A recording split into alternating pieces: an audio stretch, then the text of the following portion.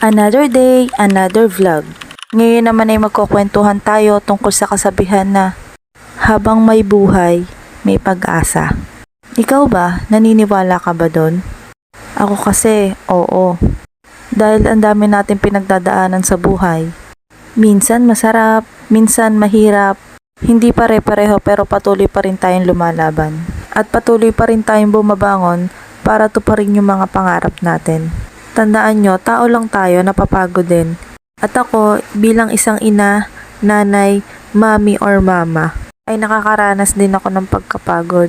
Pero hindi ko iniinda yun dahil kapag nakikita ko yung anak ko o ang pamilya ko, at kapag naiisip ko ano nga bang goal ko, bakit ko nga ba ginagawa ang lahat ng ito?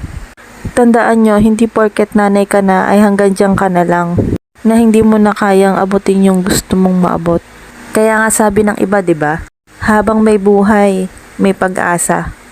Malaki pa ang tsansa natin para ituloy yung mga naudlot noon. Dahil nga kung bigla ka nagkaanak or bigla ka nagkaasawa, yung mga pangarap mo noon ay naudlot mong tuparin dahil sa panibagong yugto ng buhay mo. Kaya pa yan, huwag tayo mawala ng pag-asa.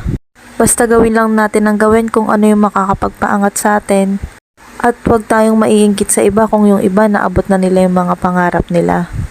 Kung naon naman silang makuha yung mga gusto nila, huwag tayong mawawala ng pag-asa. Yan din yung sinabi ko sa sarili ko eh. Sabi ko na ayoko na hanggang dito lang ako. Ayoko na walang progress yung buhay ko. Dahil marami pa akong gustong makuha sa buhay. Hindi lang halata pero nasa isip ko lang yun.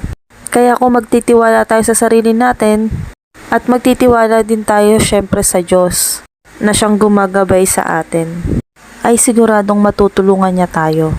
Alam nyo, hindi ako nawawala ng pag-asa na lahat ng ginagawa kong ito ay magbubunga rin. Unang-una itong sa negosyo namin.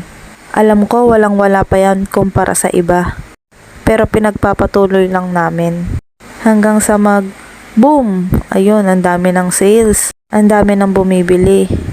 Malay mo, 'di ba, isang araw, yung pa 20-20 order sa'yo, dumoble, trumiple, hanggang sa lumakas na talaga.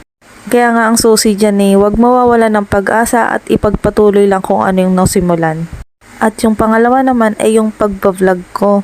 Sa ngayon, hindi pa ako araw-araw nakakapag-upload dahil super busy ako dito sa bahay.